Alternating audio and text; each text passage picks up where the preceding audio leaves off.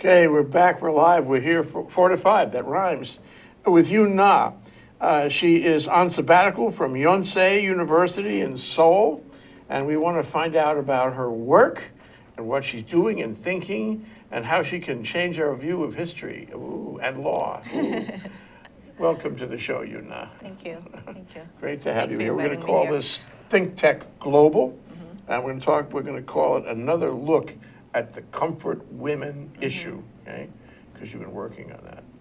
Actually, I'm not the expert on this issue. There are so many, scholars back in Korea working on this. I'm just, touched a little bit about it. So, Why are there so many scholars? because, before 1990, in Korea, I think the topic of comfort woman was like a taboo to talk about because it's some Korean people think this is about a women's rights and a women's they think these women could have been lost their purity. So It's a shame thing. right. So Korea is still very much patriarchal society. So some people look at this matter from very, very male-centered perspective. So this is shame. This is gonna be shame for these women. So nobody talk about this. It was before 1990. That's I changed that now. Yeah, a lot. What has made it change? Actually, as many people know, the Kono statement was made, and during that time, the dictatorship in Korea has been ending. I mean, after the liberation from Japanese colonization, there was a war broke out. Then 3 or 4 dictators took the resume. So the human rights was kind of there. We are hurry for establishing economic development. So human rights and other issues were like there. Wouldn't be the only place in Asia that happened, yeah.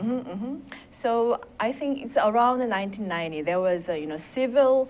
The first civil president was elected. So that's how Koreans are awakened to the issues So it's of an human awakening. rights. Yes, it is. And because there was a change in the politics, in the way people saw government and the way the election worked and then the new leadership coming in. And the change was, wait a minute, let's not be taboo about this. We need to explore what happened here. The several civic groups, organizations started talking about this, especially those groups were consisting of women or feminists or activists. And part of that has to be, we treated this with shame before, but that was wrong.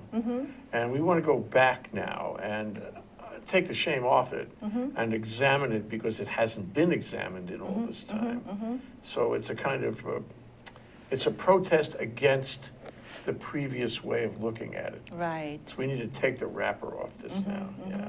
Actually, feminist activists think that this is matter of human rights, not matter of women's purity or something. So the perspective has been changed a lot. Yeah. So, and you think it's a matter of human rights, of course. Sure. Because you are an activist. I'm not activist, but I'm a scholar, but I'm supportive of those activists. Okay, tell us about your scholarship. I need to know where you went to law school, what you've been studying, and Actually, I'm not a law major. I'm a feminist. I'm actually, my major, I went to my graduate school in Madison, Wisconsin, which is very liberal. And I majored in education, adult education and feminism there. Then, when I studied feminism or women's studies, of course, they deal with the women's issues. And the comfort woman is always back here because we know it there. Well, are you studying comfort women because you are, scholastically doing studying feminism, or are you, or is it the other way around? Did the whole comfort women issue lead you to feminism? No, the way I became feminist is not related to I'd like to know comfort why you women. did. Actually, it was long story. It was very long story. When I was in high school, I was kind of smart one, and I could tell that. yeah, I tried to hide it. I was, there was a physical education teacher there who was very masculine. And I somehow was kind of arrogant student because I don't like, doing, I just like reading books and I kind of ignore him because he's quite masculine and macho type of person. And one day he's not teaching us. He didn't teach my class, but one day he just the physical teacher was not there. My teacher was not there. He was absent or something like that. And he called me. I was a representative of the class, and he called me and why don't you let your students running around the playground because your teacher is not coming today? I said, the teacher isn't coming today. Then why do we have to run around the playground? He said, do whatever I tell you. Ooh, that could get on your nerves. Right. And I come to my class, I said, no, the teacher let us, run around the playground. And they said, no, we won't. So I didn't. That made him very upset with me. So he called me and he drove me to some basement, and in a class, there is a classroom there, and he just there and demolished me, and he blew me up like this. Because my attitude was not, like a pupils. So I just was, that during that it was around beginning of 1980s in Korean school system.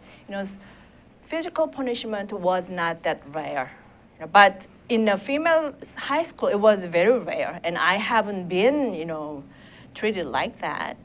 But I know I didn't listen to him. So I think the fault was at me. So when I came home, I just kept silent. I didn't tell my parents what I did. But, I was when I was reading a book, I just like I was crying, but I knew that I have a fault. So I didn't tell this story to my parents, but my sister noticed there's something going on, and I told her all the story, and then my mom was so upset, and she called this teacher, and I still remember very vividly the two questions my mom asked this teacher. The first question was, you never understand when you tell her to do something? She understand when she get physical punishment? Is that how she does in school? And she said, no. Then why did you give her, physical punishment? And the second one was very critical. She said, then why you drove her into the basement, not into the playground, not into your office, not into class? Why was it basement? At the moment, I burst into tears because I thought something wrong was going on, but I didn't, verbalize it. During that time, we don't have any concept of sexual harassment. It was like 30 years ago. We don't have any concept of sexual harassment.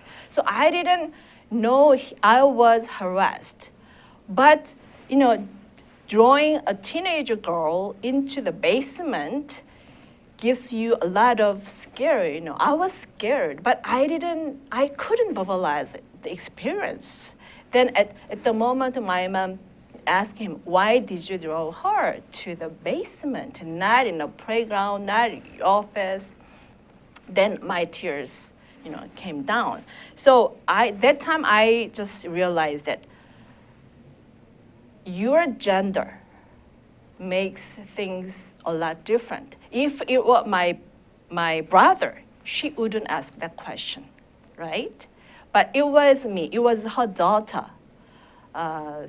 So I just realized, oh, it was gendered world. I mean, you have to ask a question from the perspective of gender.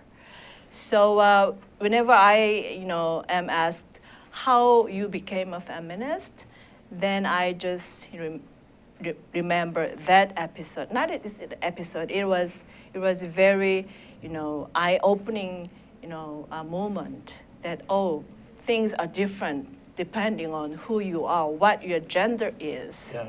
That's how I became a feminist. So it became an intellectual experience for you. Right, right. So you decided to take some courses and major in this Yes, in college? yes, I did. Was that Yonsei? Yonsei University, Okay. yeah. So you studied that undergraduate? Not or- undergraduate. At that time, there was not many, classes provided.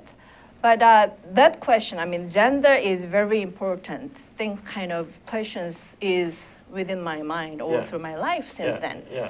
Then when I decided to go to the States to study, I was around 30 years old, which was very old from Korean standard. A single woman without marriage going to the States by herself is quite, it's a no-no.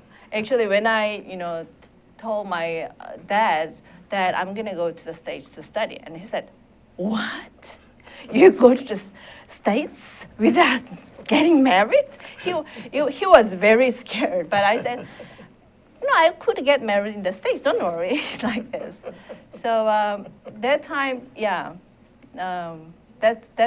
then when I went to the States, my advisor, she kind of This is in smelled. Madison. Right, she kind of smelled I have feminist, temper in it. So she gave me an article. It was about trafficking of Filipino women. And after I read the article, okay, I'm gonna be the feminist. Then I could connect the article to the old experience when I was in teenage. But this is just like law, isn't it? It is law. It is law. You have to be a lawyer to study law. Right? So- That's why I married to a person who measures law. Okay, fair enough. And so, okay, so you study feminism, and then you start writing about feminism, and you express your views about it. Can you tell us how you got into that, and what did you do? Actually, the first book I wrote about was women's experiences all through their lives, from the very beginning to the middle-aged women. Like, when a girl was born, you gave her name very feminine, pronounced very soft, like in Korea, for girl's name, you put Young-hee, but boy's name, you gave Young-chul, sounds tougher than Young-hee. It does. And from giving a name, every treatment is, varied upon, depending on the gender of the baby. So I just wrote it, the very detailed stories, how we treat boys and girls differently. It was very, popular. The book I kind of hit. Then, It was a popular book. yeah, it was very popular. There are many, book readers just contact me and how influential this book. English or Korean? It was Korean, of course. Okay, well, And yeah. some of the stuff you write is in Yeah, English. right. So that was the book that I wrote, and then now I am more focused on Korean mommies. I mean, Korean moms. They put their energies, all of their energies, into educating their kids. Sadly enough, some. Why do you say sadly, isn't it a good thing? Because the society has to share the burden of educating these kids, not just mommies. So although she is academically trained highly enough, She just stay home and getting all the information Oh, I about see. You mean about education. one-on-one, yeah. You're right, and they share the information. Which one is a private institute for their kids to get it, private lessons. They spend so much money and time and effort until very late, like they give right to their kids. So feminism is about liberation of women, but without setting them free from the education of their children. Korean You women can't achieve cannot, it. no, Yeah. no. So that's how my interests, flow to, So interesting. Whoa, we have to know more about this. you know that We're gonna Korean take a break families, now. right? Okay. We're going to come back. And we're Very gonna, good. We're Okay. gonna, yeah. Right. Okay. Yeah. You sure? Yep. You. Aloha, I'm Kirsten Baumgart-Turner, and I host Sustainable Hawaii every Tuesday from 11 a.m. to 12 noon. My guests offer insights on challenging economic and environmental issues facing our state and offer innovative solutions to increasing Hawaii's long-term sustainability. Recently, we've been focusing on sustainable land development, food, and energy security. If you have a project or issue you'd like to discuss on the show or would like to be a guest, please contact me at kirstenbturner@gmail.com and tune in live weekly or view the show at your convenience at thinktechhawaii.com. Mahalo. Aloha! How you doing? It's me, Angus McTech, asking you to come join us on ThinkTech Hawaii Hibachi Talk. Join me and my two hosts, Gordo the Tech Czar and Ender the Security Guy, every Friday from 12:45 till 13:45. See you on Fridays, and remember, let your wing gang free wherever you be. Okay, good. Okay, we're back. We're live with Yoonkyeong Nah. Yoonkyeong Nah. She's from Korea, from Yonsei University in Seoul, and she's on sabbatical. Mm-hmm. How far into the sabbatical are you? 2 months so 2 far. months. Oh, you got a long way to go. It's the beginning Okay, and stage. she's sort of at the William S. Richardson School of Law, studying legal things in feminism. Mm-hmm. So let me try to understand what you were saying before the break. You study feminism. You want to study the way men and women, boys and girls are treated differently. And you want to emancipate the woman so that she's not burdened. However, and I need to know more about this, however, education is a burden.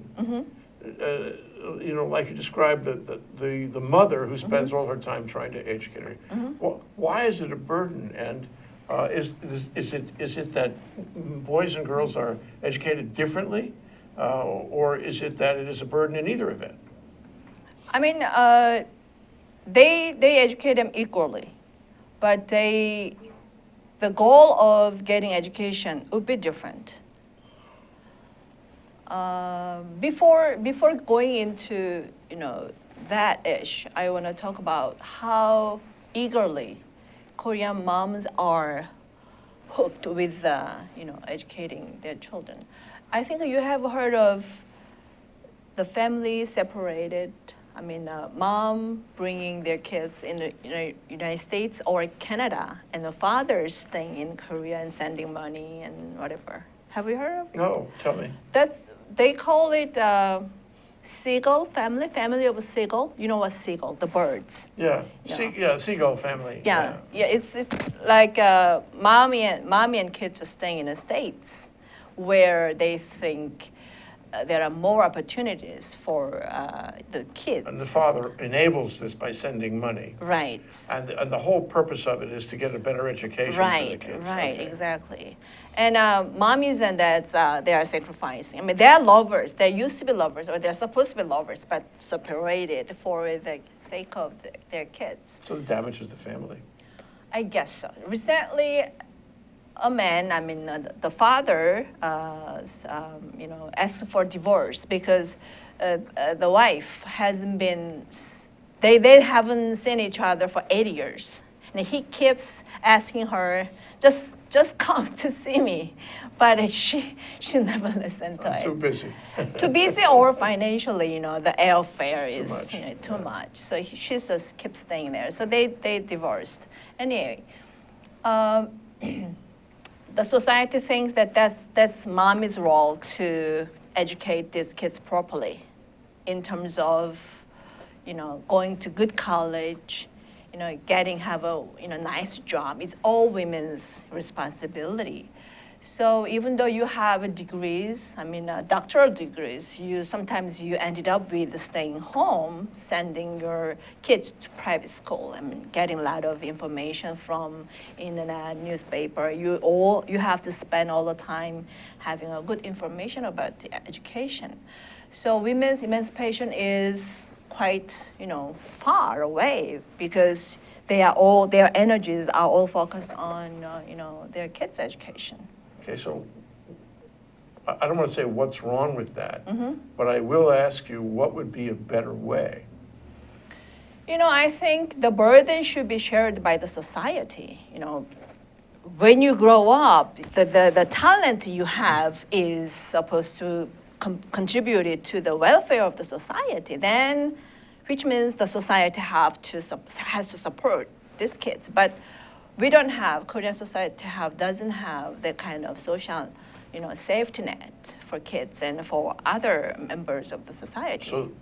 So the mother is not satisfied with the quality of education Not that at her all. kids would receive in Korea. Because, Korea, as you may know, it's a very competitive society, you Yeah. know.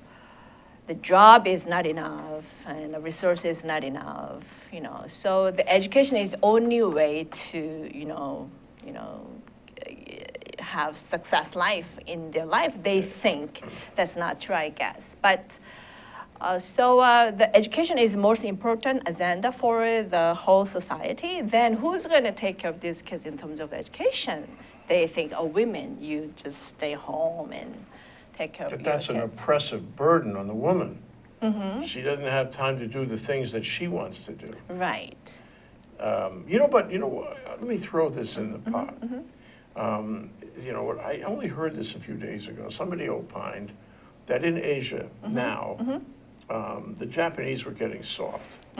They were not being so compulsive as they used to be about education, about all those tests and everything, and about being competitive. But the Chinese and the Koreans, they were very competitive, and for that reason, their economies are doing well.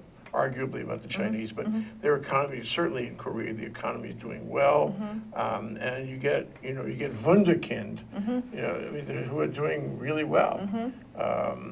That probably is not going to last forever. Sure. What will happen in Korea is the same thing that happened in Japan. Right. And so it'll be softer. So maybe this alleviates your concern that over time, the demand for education will be a little less and it'll be better? I don't think so because women's role as a caregiver has been there very long time. It's like a cultural DNA, I would call it. Okay, great. There's a That's cultural great. DNA. It's programmed, culturally programmed, that women, you just, take care of your family and children. So I think Japanese situation and Korea is a little bit different. And I don't think Japanese society has, put all the responsibility for the children to women only. I guess no. So Korea has different situation from Japan. So if you alleviate the problem by saying to the woman, the mother, you don't have to do this. The state is going to step in and give your kids a really good education. And we'll make it a kind education. We'll make it a maternal type education. We're not going to push anybody around. They can have the advantage of it or not. Okay, how would that change the mother's life now that she's been relieved of this cultural DNA duty?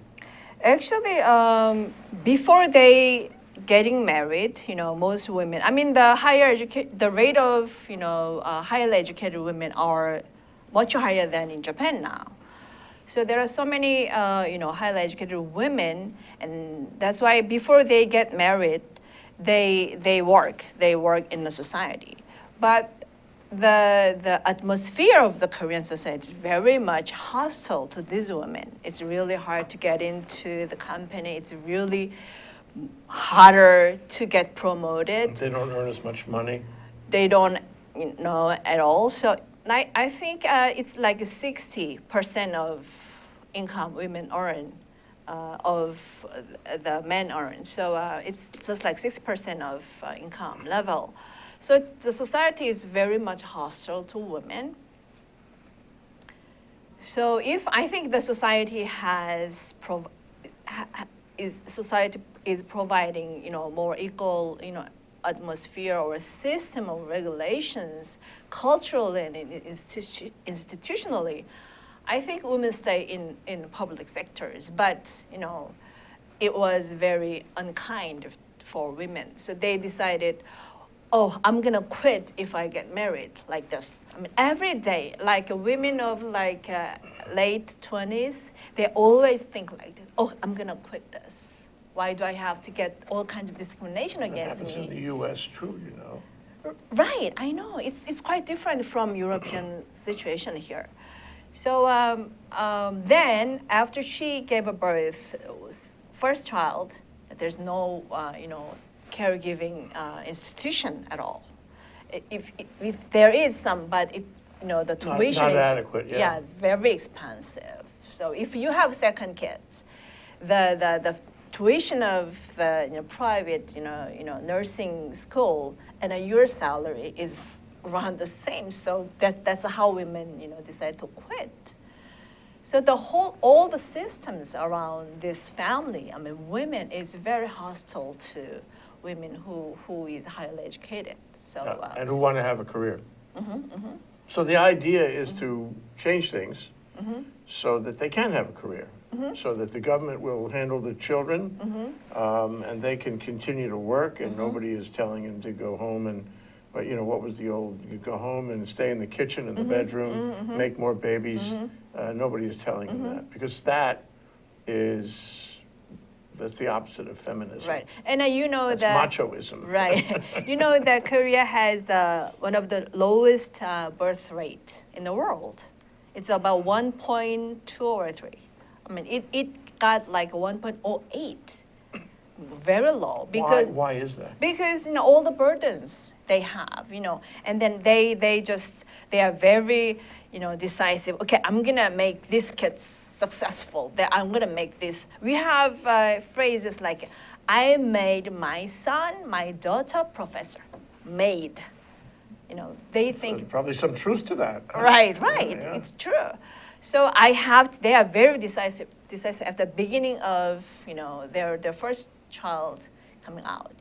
I'm gonna make this child a doctor or professor or whatever. So all the burdens are given to the women. Then. Well, but let me, it seems to me, I don't know that many Korean people, but I know enough Korean people to say that the Koreans are really high achievers. More really. Because of mother's sacrifice. They're high achievers, and they do well. They do well in everything they do. In Asia, they are leaders now, and business organizations are leaders too. Many Korean companies are world class, doing amazing things. Would you change that? If you tamper with this cultural DNA, don't you think you might change things and you won't have the same level of achievement? I think we have to. Feminists try to change the value. What do you mean by achievement? Okay. What's the standard to measure your achievement? Are you happy enough, or are you wealthy enough? So feminists what feminists have been doing is changing their standard of happiness, or standard of achievement, standard of success.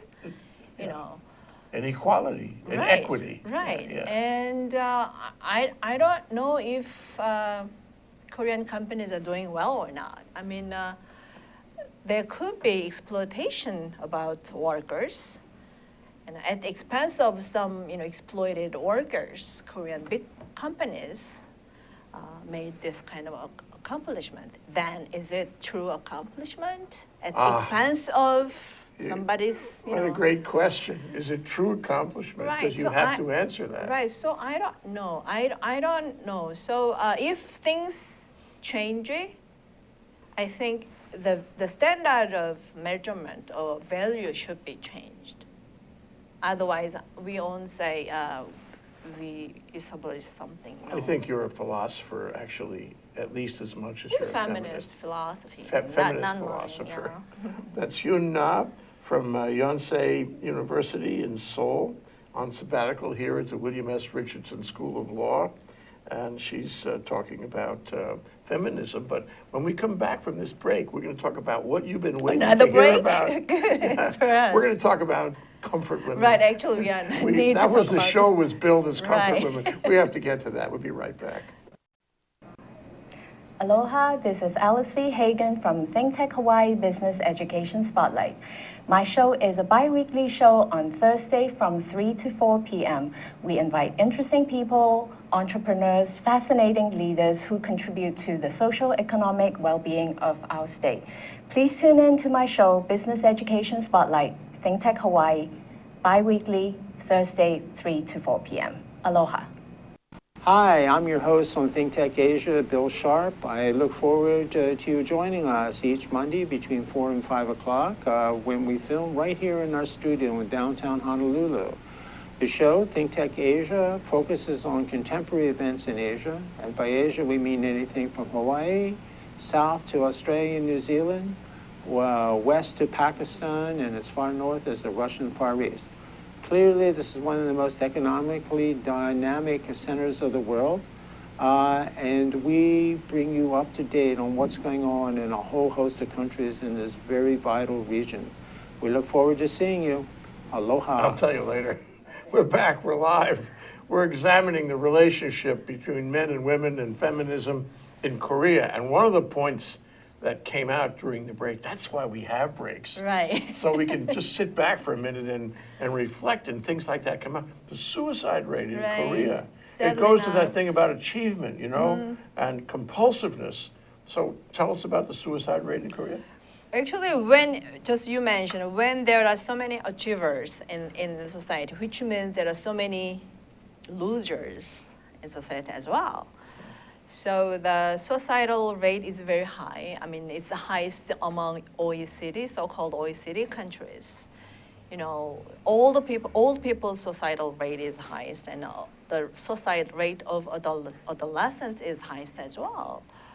So many, scholars ask to ourselves, what kind of society is it?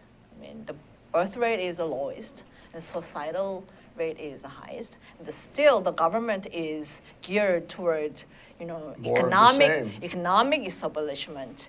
There is a phrases in Korea posted here and there. Run again. We have to run again. I'm sick and tired of running.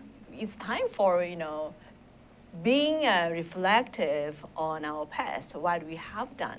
Why do we have highest suicidal rate and lowest birth rate? Is this generally known? Do people in Korea know about this? Do they have concern about it? Sure. And they want to see change. Sure. There are, many alternative schooling system now. It's like mushrooming. Yeah. And Private schools. private schools, Yeah. paying a lot of money, but it's run by, co-op system.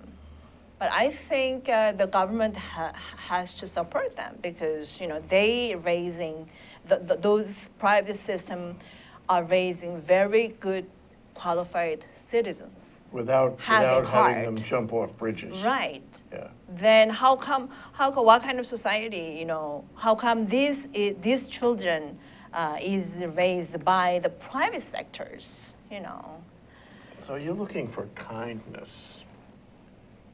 with the children, and for that matter, with the mother, and for that matter, everyone. It's not only equality, it's having a country that is kind to its citizens. Right. But let me go to the next point, though. And the next point is comfort women. Now, you've been on sabbatical. You've been doing research in this area, I guess.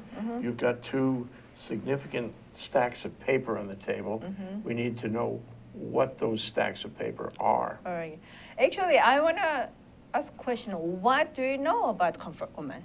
I just want to know, actually, because, you During know, the war, the Japanese recruited is the wrong word, shanghaied, if I can use that term, a number of Korean women, many thousands, I think, and they used these women to sexually satisfy their troops. And it was kind of slavery of sorts, and after the war there was an outrage about it. I don't think it came out very much during the war. There was an outrage about it. And you told me before the show began that there were certain reparations paid, but they were in general, not specifically to these women. So the women have never received reparations. They were shamed, humiliated, abused during the war for a number of years, but nobody ever really said, I'm sorry. Right. And there are so many, you know, documents about it. Actually, there is a recently conducted research here I have, and a total of 343 documents were discovered from the 2 rounds of investigation conducted in 1991 and 1993. There are 343 documents proving that there were, you know, the involvement of Japanese army, you know, it says like recruiting these women, and there are so many documents here, like. What are you referring to here? What is the stack of papers? This is written by 2 Korean, you know, scholars, and they say they are directly involved in establishing and operating the comfort station, the military comfort station, and in recruiting and maintaining these women at such stations. The Army and the Navy led the planning of the station and these women-related system. The public welfare ministry was in charge of issuing employment permits for prostitutes and female workers at military comfort stations, while the Internal Affairs Ministry, local government, and local police authorities were directly involved in recruiting and transporting women. The Army authorities and Public Welfare Ministry were in charge of supervising hygiene among these women. These documents all say this. It came out only after 1990. In There was Korea. a long time between 1945 and 1990. Right. So now just 49 women survived. They are all, most of them reached 80s. So, you know, in June, last June, there are 3 women passed away, you know, within a month. So still, you know, like knowledge that you have, you know, most of intellectual people know this, but Japanese government still deny it. It denies the fact of it. They deny Well, it. what do they admit? Anything? I mean, before, I mean, it was 1993 when the Kono statement was made, announced. And ever since this statement, Japanese government tend to be, you know, acknowledge it. But now the present, you know, regime of Japanese government deny it. So sad enough. I mean, a recognition of this, you know, historical event is for the sake of next generation, right? So that next generation wouldn't commit this kind of, you know, you want it not to crime happen at all. again, Yes, yeah. that's the meaning of education. It runs an interesting parallel to the rape of Nanjing, doesn't it? Right. Where the Japanese were doing it to the Chinese women. What does this tell us? What can we learn from the comparison?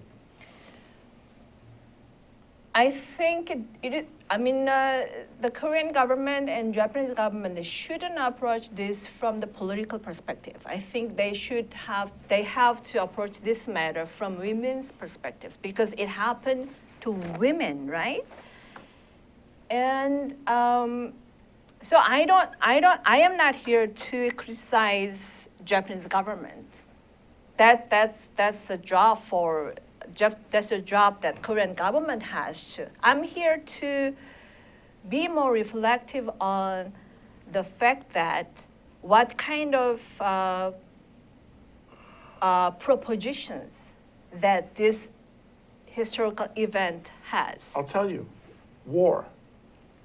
War changes the way people conduct themselves. Right. War is by definition desperate.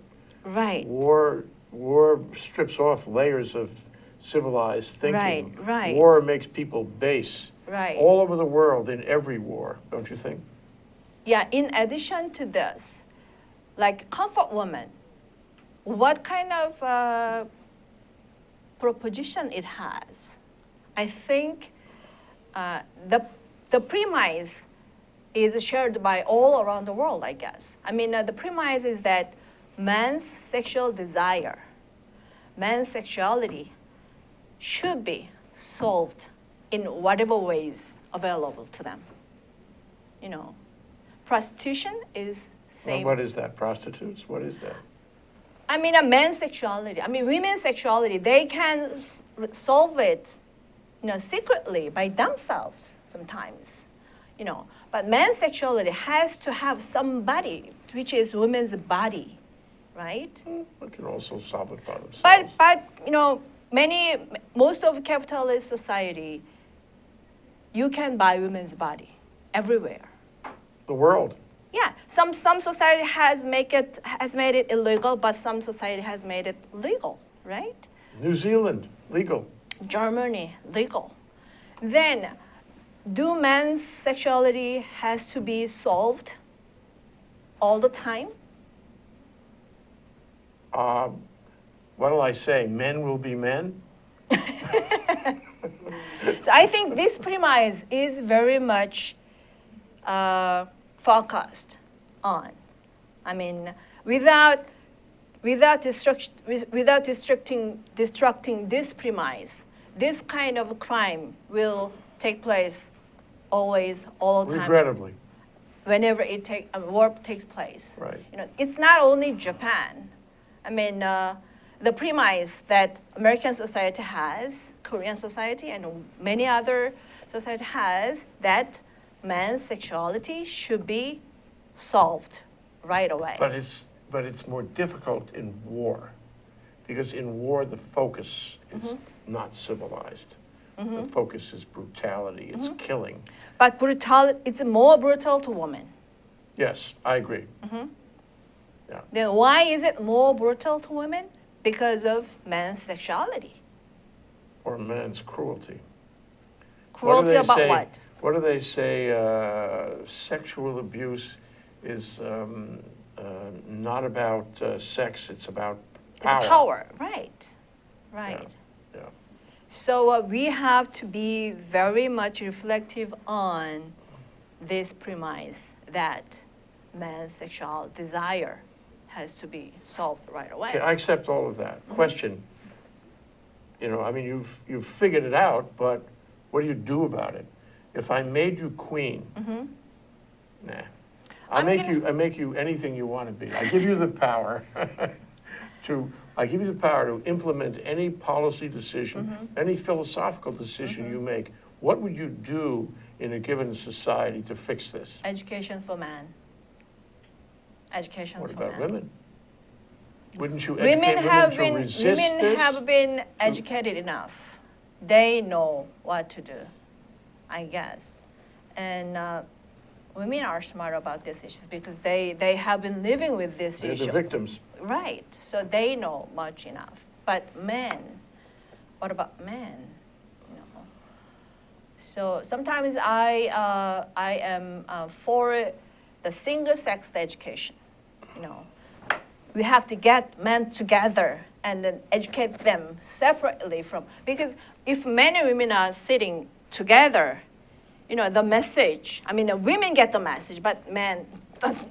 So I just sometimes I have to, get men only together, then send them, very obvious message.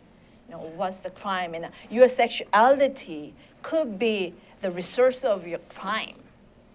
But this statement could be very, very problematic because they think sexual desire very natural, but it's not. It's Well, culturally not when you're abusing someone. right. So, but how do you do that? I mean, in a given society, I give you, for example, the country of Korea, just for example, and I said, I want you to fix this problem. You tell me, let's go in and educate the men, okay? How do you do that? Does the government will agree? You got political obstacles to that? Actually, that's a good question. That's obligation.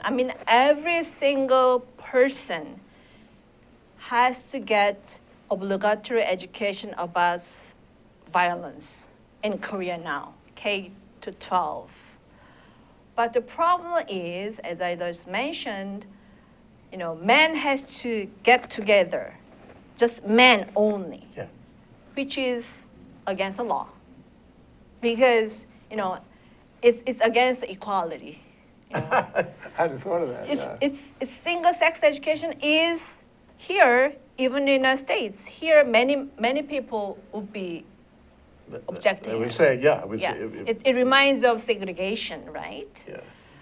So it's very hard to get just only women and only men. So what do you do? Change the law? I don't know. I'm not legal professor, but I'm law professor. So it's very hard for women-owned and men-owned education. There's a fair amount of abuse going, according to the newspapers, in India these days. Those bus rapes and all that is really objectionable, awful. And I wonder, you would do the same thing there. You would educate the men as a single group because they don't seem to understand the relationships between the sexes. But I don't like to. Are you familiar with the term otherizing? Otherizing. Otherizing? Right, like I don't want to treat as a other person. I don't want to treat India as a other country's case. I just want you, as an American citizen, I don't want you to treat India's case as a other country's case because it happens. It's the same thing. Same thing, and that's the premise that this society also has. Men's sexuality should be solved right away. Yeah, I won't argue that. Yeah. So whenever we face this kind of case, we just need to be reflective on our society and on our thinking or on our way of thinking. I just recently saw a very good public commercial here in Hawaii. That's the name of the commercial is No More Hawaii, and they say, like, oh, these women would be flirting with guys. Then next person say, no more, kind of. We have to stop saying this kind of thing, no more. Whenever we face Indian case, Korean case, Japanese, we just stop seeing this case as other nations, other society case. That's our case. So that at the moment we face this incident, we have to be reflective on our way of thinking, because we all have been raised in a very patriarchal society. Nobody can be free from being patriarchal, even me. I spend all of my energy, time, getting rid of any kind of patriarchal, tendency within, myself. How can I be not, patriarchal? Because I have been raised in the society. So I think we have to be very much reflective on our way of thinking, then, spend our energy getting rid of it. So this is why you wrote the article. Right. It's the second stack of papers. Right. In order to get the word out, in order to demonstrate this kind of thinking. Right. And try to get people to be less patriarchal. Yeah, so I think the issues of comfort women has to be perceived by the two tracks. One is Japanese government. We still have to fault find with the Japanese government. And second trick is, it's not just Japanese government, it's patriarchal way of thinking, of looking at women's body and women's rights. So it's not Japan alone. We are all together to perceive women as a sex object. Yeah. Isn't that true? So you're looking for a higher level of civilization. You're looking for a higher world. You're looking for people to come to terms on this, and a better world than we have, actually. Yeah, sure. Yeah. Not easy. Not easy. Okay, but keep doing it. Okay. Thank you very much. That's This show also contributes a lot to change the world. Yoonkyeong Nah, changing the world. We're all both changing the world. From Yonsei University in Seoul, on sabbatical here at the William S. Richardson School of Law. We've been talking about ThinkTech Global and another look at the comfort women and all the related intrinsic issues in that. Thank you so much. Thank you for inviting me here. Thank you very much.